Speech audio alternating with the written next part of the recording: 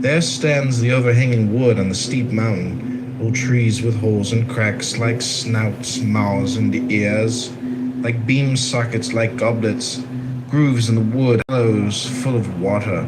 You hear mooing and roaring, whistling, shouts of command, grumblings, deep drones, sad flutes. One call awakens another in dialogue. Gentle winds sing timidly. Strong ones blast on without restraint. Then the wind dies down, the open empty out their last sound. Have you not observed how all then trembles and subsides? You replied, I understand. The music of earth sings through 1,000 holes. The music of man is made on flutes and instruments, what makes the music of heaven. Master Kai said, something is blowing in 1,000 different holes. Some power stands behind all this and makes sounds die down. What is this power?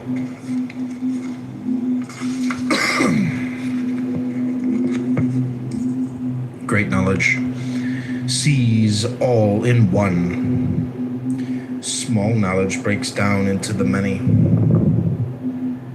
When the body sleeps, the soul is enfolded in one. When the body wakes, the openings begin to function. They resound with every encounter, with all the varied business of life, the strivings of the heart. Men are blocked, perplexed, lost in doubt. Little fears eat away the peace of heart. Great fears swallow them whole. Arrows shot at a target, hit and miss, right and wrong. That is what men call judgment, decision. Their pronouncements are as final as treaties between emperors. Oh, they make the point. Yet their arguments fall faster and feebler than dead leaves in autumn and winter. The talks flows out like piss, never to be recovered.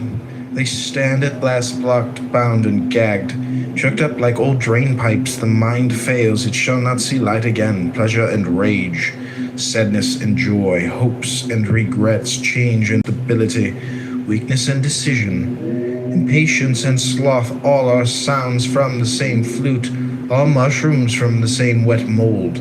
Day and night follow one another and come upon us without our seeing how they sprout. Enough, enough, early and late we meet the that, from which these all grow. If there were no that, there would be no this. If there were no this, there would be nothing for all these winds to play on. So far can we go, but how shall we understand what brings it about? One may well suppose the true governor to be behind it all. That such a power works I can believe. I cannot see his form. He acts but has no form. Tao is obscured. When men understand only one of a pair of opposites, or concentrate only on a partial aspect of being, then clear expression also becomes muddled by mere wordplay, affirming this one aspect and denying all the rest. Hence the wrangling of Confucians and Maoists. Each denies what the other affirms, and affirms what the other denies. What use is this struggle to set up no against yes and yes against no, better to abandon this hopeless effort and seek true light. There is nothing that cannot be seen from the standpoint of the not I, and there is nothing which cannot be seen from the standpoint of the I.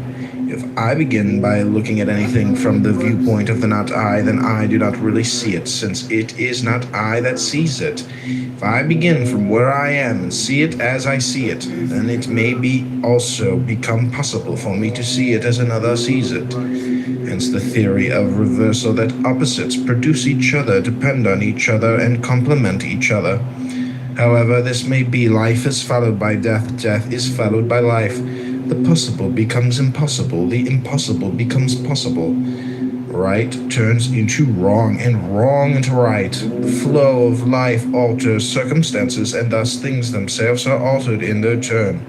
But disputants continue to affirm and deny the same things they have always affirmed and denied, ignoring the new aspects of reality presented by the change in conditions.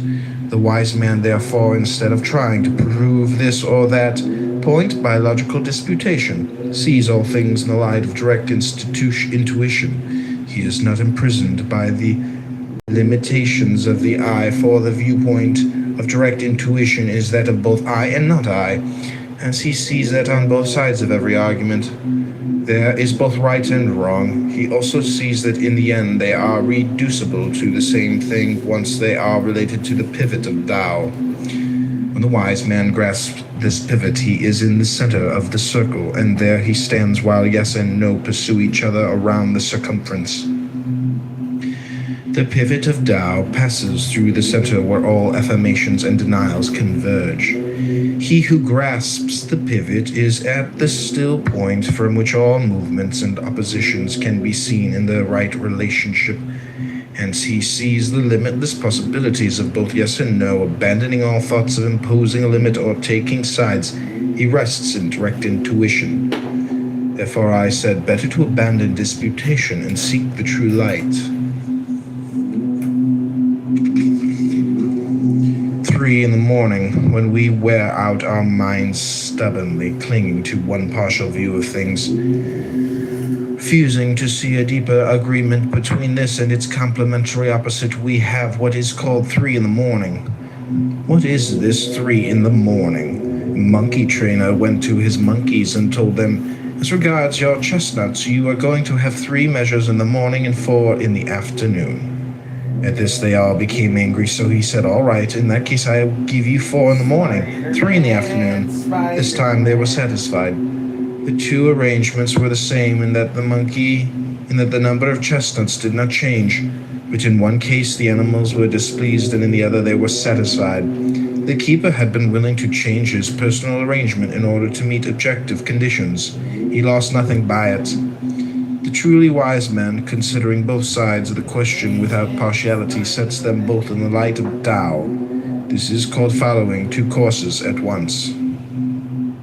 What's the first thing you do when you wake up in the morning? If you're checking your phone, stop that. Instead, try this technique from the mind science pioneer Jose Silva. You see, when we're awake, our brain is at what is called beta, the waking level. But when we wake up in the morning, our brain is actually at a different altered state of mind called the alpha frequency. At the alpha frequency, you can command your body to heal itself. At the alpha frequency, you can program your subconscious to remove bad beliefs or even take on new habits. Some even suggest that at alpha, your intuition. This is called following 2 courses at once. Cutting up an ox. Prince Wen Hui's cook was cutting up an ox. Out went a hand, down went a shoulder. He planted a foot, he pressed with a knee. The ox fell apart with a whisper. The bright cleaver murmured like a gentle wind. Rhythm, timing like a sacred dance, like the mulberry grove, like ancient harmonies. Good work, the prince exclaimed. Your method is faultless. Method, said the cook, laying aside his cleaver. What I follow is Tao beyond all methods. When I first began to cut up oxen, I would see before me the whole ox, all in one mass. After 3 years, I no longer saw this mass. I saw the distinctions. But now I see nothing with my eye. My whole being apprehends. My senses are idle. The spirit work without a plan, following its own instinct, guided by natural line. With a secret opening, the hidden space, my cleaver finds its own way. I cut through no joint, chop no bone. A good cook needs a new chopper once a year. He cuts. A poor cook needs a new one every month. He hacks. I have used this same cleaver 19 years. It has cut up 1,000 oxen. Its edge is as keen as if newly sharpened. There are spaces in the joints. The blade is thin and keen. When this thinness finds that space, there is all the room you need. It goes like a breeze. Hence I have this cleaver 19 years as if newly sharpened. True, there are sometimes tough joints, few of them coming. I slow down, I watch closely, hold back, barely move the blade, and whomp. The pot falls away, landing like a clod of earth. Then I withdraw the blade, I stand still, then let the joy of the work sink in. I clean the blade and put it away. Prince Wan Hui said, this is it. My cook has shown me how I ought to live my own life. The man with 1 foot and the marsh pheasant. Kong Wen Xin saw a maimed official whose left foot had been cut off. Penalty in the political game. kind of man," he cried, "is this one-footed oddity? How did he get that way? Shall we say man did this or heaven? Heaven," he said, "this comes from heaven, not from man. When heaven gave this man life, it willed he should stand out from others and sent him into politics to get himself distinguished. See, 1 foot. This man is different. The little marsh pheasant must hop 10 times to get a bite of grain. She must run 100 steps before she takes a sip of water, yet she does not ask to be kept in a hen run, though she might have all she desired set before her. She would rather run and seek her own little living uncaged." The fasting of the heart, Yan Huai, the favorite disciple of Confucius, came to take leave of his master. "Where are you going?" asked Confucius. "I am going to Wei." "And what for?" "I have heard that the Prince of Wei is a lusty, full-blooded fellow and is entirely self-willed. He takes no care of his people and refuses to see any fault in himself. He pays no attention to the fact that his subjects are dying right and left. Corpses lie all over the country like hay in a field. The people are desperate, but I have heard you, master, say that one should leave the state that is well governed and go to one which is in disorder. At the door of the physician there are plenty of sick people. I want to take this opportunity to put into practice what I have learned from you and see it if I can bring about some improvement in conditions there." "Alas," said Confucius, "you do not realize what you are doing. You will bring disaster upon yourself. Tao has no need of your eagerness, and you will only waste your energy in your misguided efforts. Wasting your energy, you will become confused and then anxious. Once anxious, you will no longer be able to help yourself. The sages of old first sought Tao in themselves, then looked to see if there was anything in others that corresponded with Tao as they knew it. But if you do not have Tao yourself, what business have you spending your time in vain efforts to bring up corrupt politicians into the right path? However, I suppose you must have some basis for your hope of success. How do you propose to go about it?" And Why replied, "I intend to present myself as a humble, disinterested man, seeking only to do what is right and nothing else. A completely simple and honest approach. Will this win his confidence? Certainly not." Confucius replied, "This man is convinced that he alone is right. He may pretend outwardly to take an interest in an objective standard of justice, but do not be deceived by his expression. He is not accustomed to being opposed by anyone. His way is to reassure himself that he is right by trampling on other people. If he does this with mediocre men, he will all the more certainly do it to one who presents a threat by claiming to be a man of high qualities. He will cling stubbornly to his own way.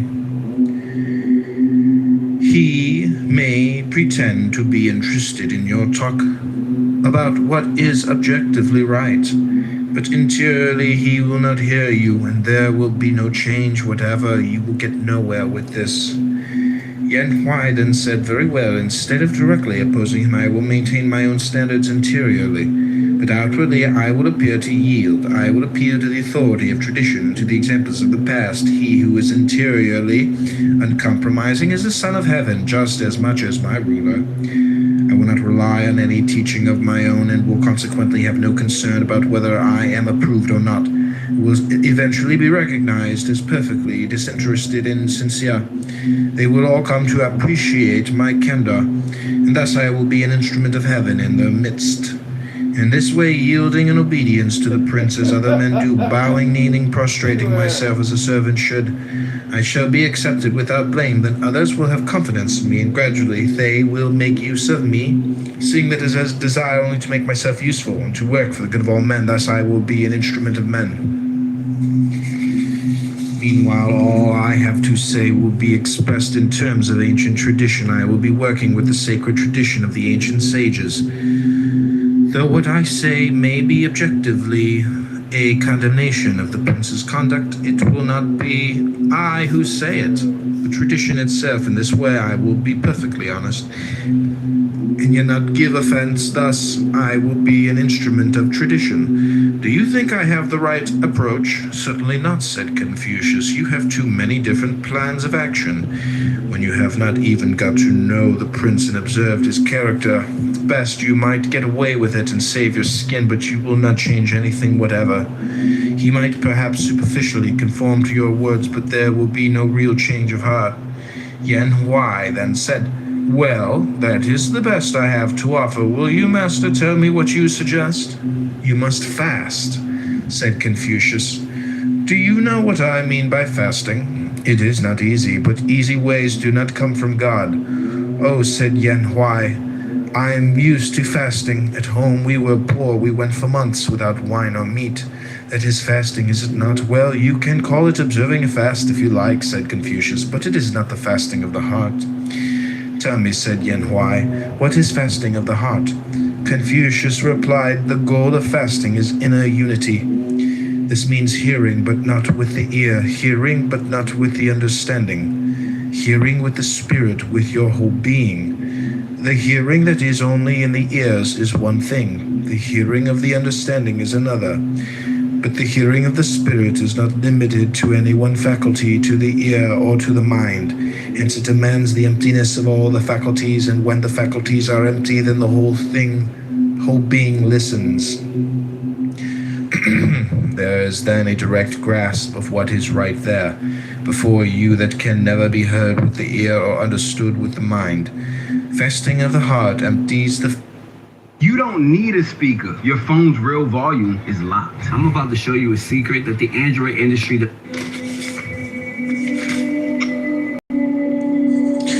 Eternal Companion, help us pour out our hearts to you honestly and sincerely.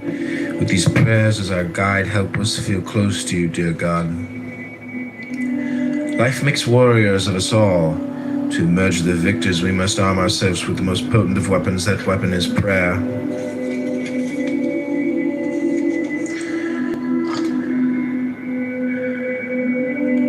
Actions, no place too far. First tell me this, is there some secluded spot in the vicinity where I can go to pray? Reb Nachman asked. He had just arrived in Breslov, the town whose name the Breslov movement has borne ever since. "I know of a place that would be most suitable," the Chassid replied, "but it's quite far from here." "Far," the Rebbe exclaimed. "What do you mean by far? Far from the mind or from the heart?"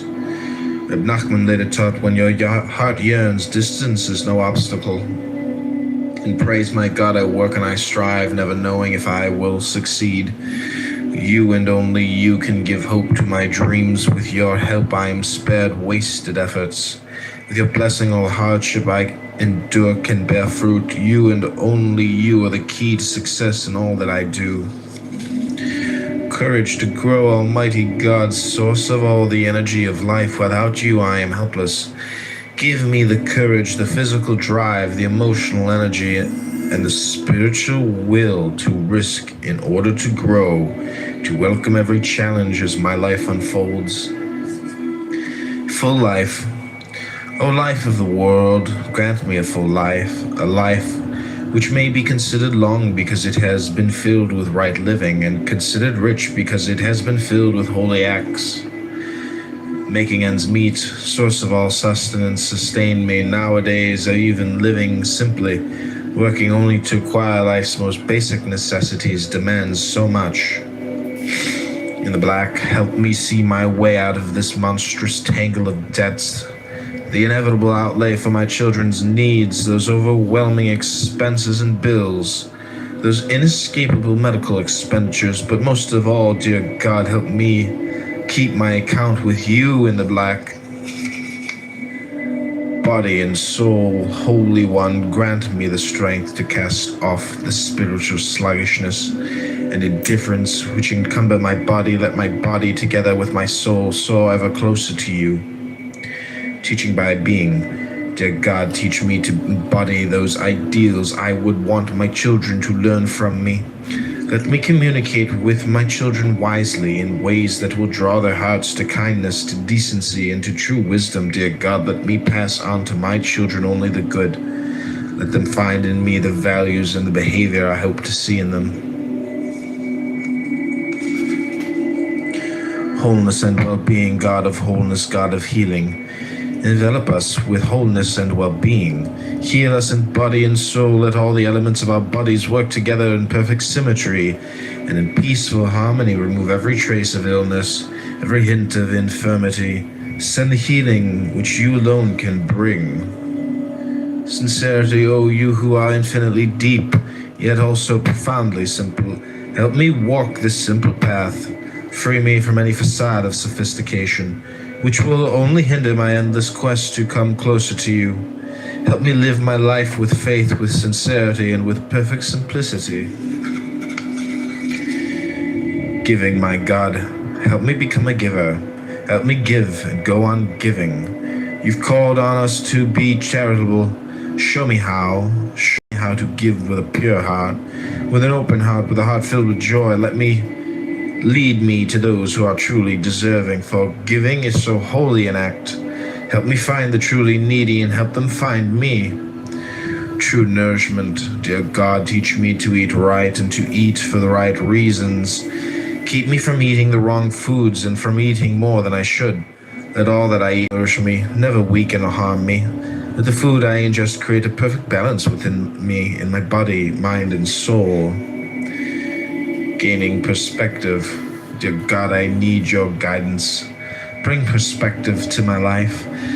For the meaningless allures of this world control me. Let me see beyond the coarse requirements of my daily subsistence. Let me bask in that which is truly precious, in the beauty of my relationship with you, dear God. Working to live, though I have no choice but to work to support myself and those who depend on me. Let my job never dominate my life and psyche. Let me never be so caught up in the pursuit of my livelihood that I stoop to dishonesty in order to get ahead. Let me make no transaction without recognizing that any measure of success I might find, I can come only from you. Oh God, see my pain, see the constant tension and anxiety with which I must function, with which I don't function. Touch my life with your love and your strength. With your wisdom I have more than I can bear alone. Troubles, kind, loving, mighty God, stretch out your hand to strengthen me. Lift me up from my abyss, right my wrongs, turn my every failure into success, look upon all my troubles and say enough. Priorities, oh God, help me fix within my mind the enduring truths of life. Let my every action be directed towards life's ultimate goals. For how can I face you, my Creator, without having invested all my days in preparation for that moment when I will meet you? How can I face you, source of my life, so long as I remain naked and barren, mired in the fantasies that form the substance of life's illusions? Living to the fullest, dear God, as I age, as hours turn to days. Days to weeks and weeks to months and months to years. Let none of my time be wasted or lost. Let me use my life to the fullest to become the person I am meant to be. In thanks, dear God, all the good I can do in this world will never match all the good you've done for me. All my acts of kindness will never equal all the kindness you've shown me. Even all the gratitude I can muster will never suffice to express my appreciation and thanks to you, my God. Words, Reb Nachman's mantra. I want to pray, to tell God everything I'm going through, and to ask for help. Hasid explained to Reb Nachman. When I'm finally alone and try to pray, the words don't come. Then Rebbe assured him, even just calling out to God, Ribbono Shel Olam, again and again is extremely beneficial. Once, when informed that someone was able to recite 1,000 pages of Talmud, Reb Noson responded, yes, that is impressive, yet there are those of the Rebbe's followers who can repeat the phrase Ribbono Shel Olam 1,000 times. And praise, Master of the universe, you listened.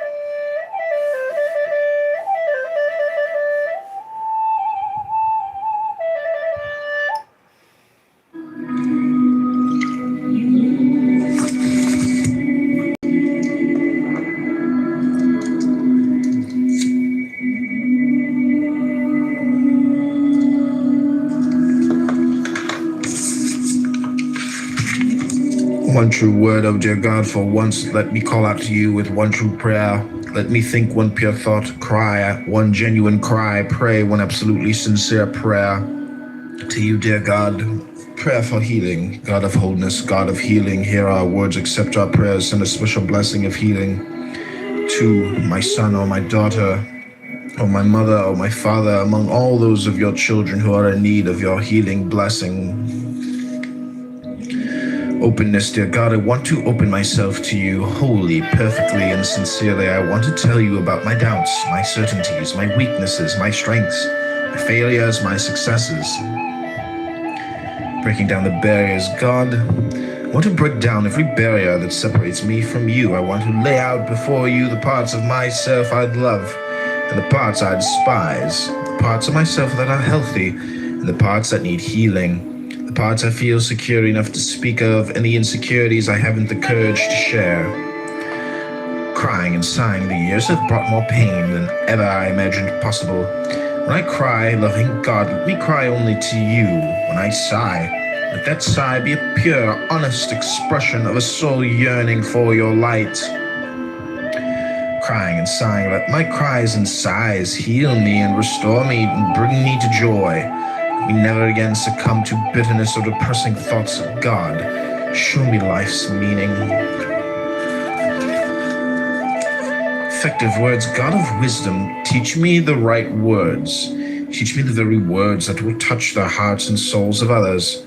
When a friend needs my understanding ear, teach me the words to say that will strengthen, that will encourage, that will express only my love and concern.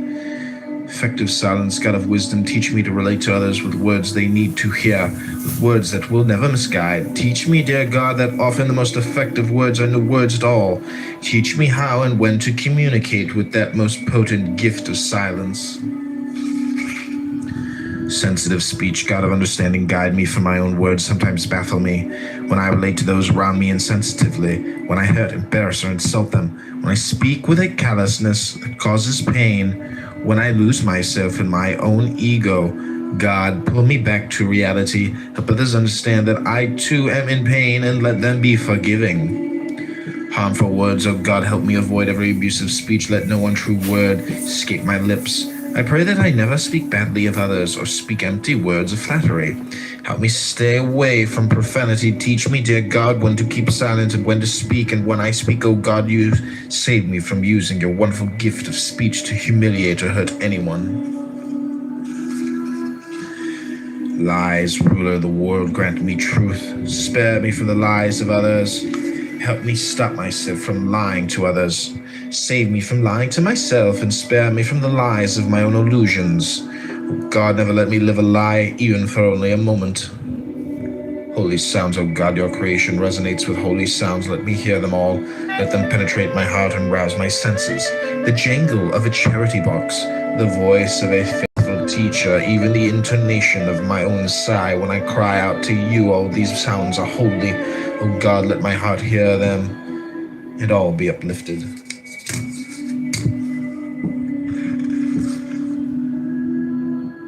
Nothing makes me want to procrastinate more than shopping for car insurance. Just swipe, swipe, boom.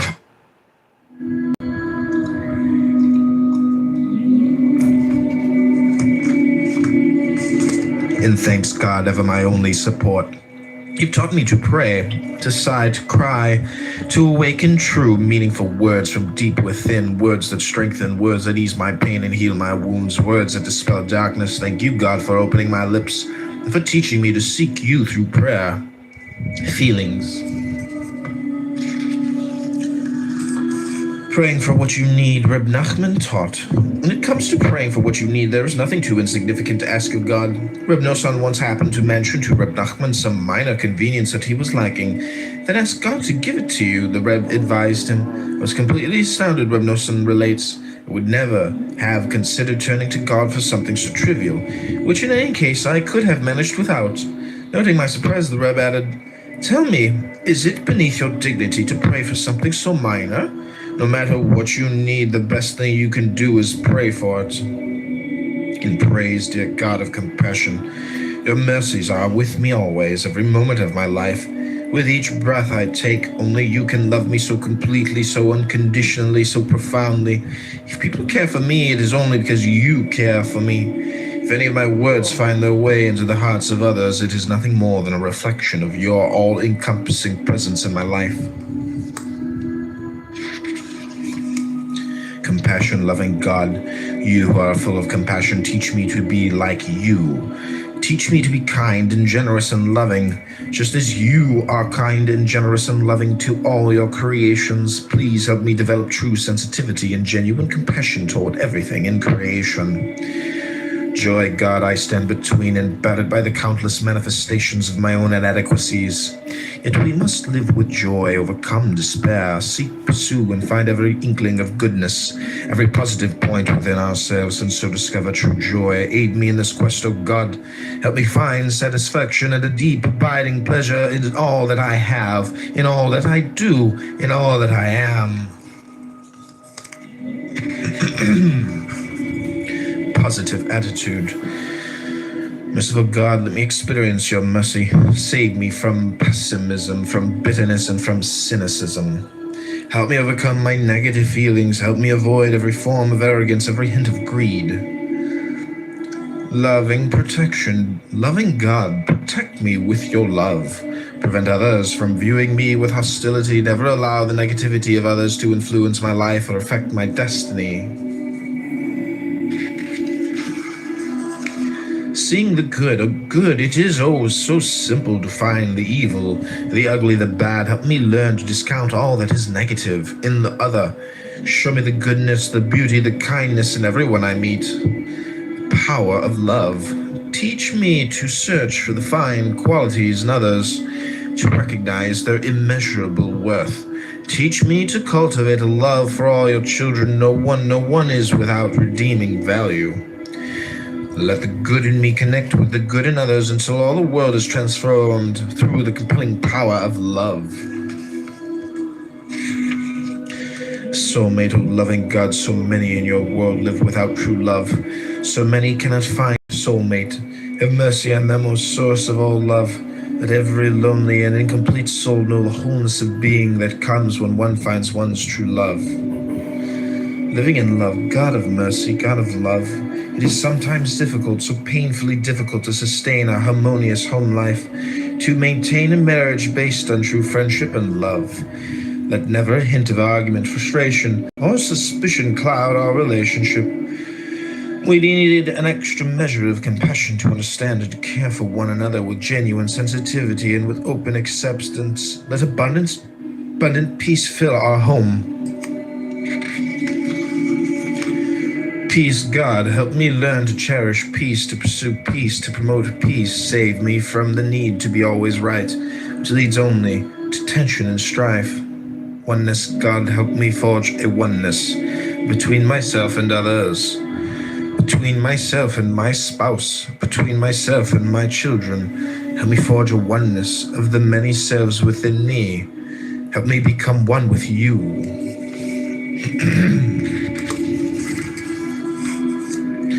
Learning to wait, God of patience, teach me patience.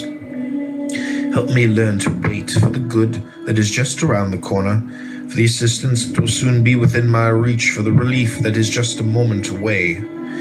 Inner calm, patient God, teach me to be patient, unruffled by those who anger, tolerant of those who exasperate, accepting of those who disappoint. Help me remain serene in the face of derision, calm in the face of provocation, composed in the midst of a storm. And God, teach me to be patient with myself.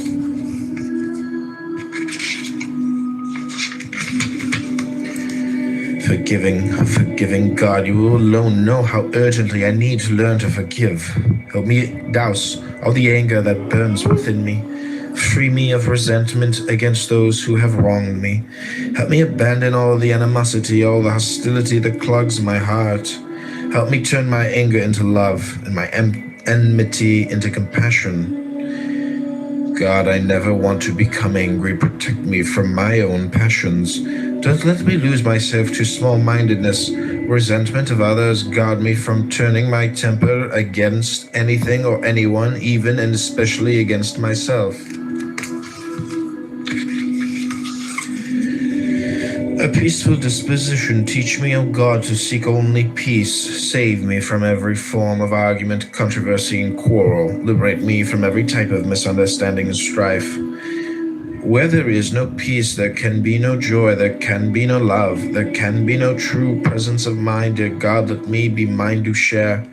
Contentment, dear God, save me from wanting what is not mine. Protect me from my own jealousy, from desiring the money or the possessions, the position or the honor that belong to another. Let me trust in you enough to believe that what is meant to be mine will come to me. Let me trust in you enough to be satisfied with all that I have today.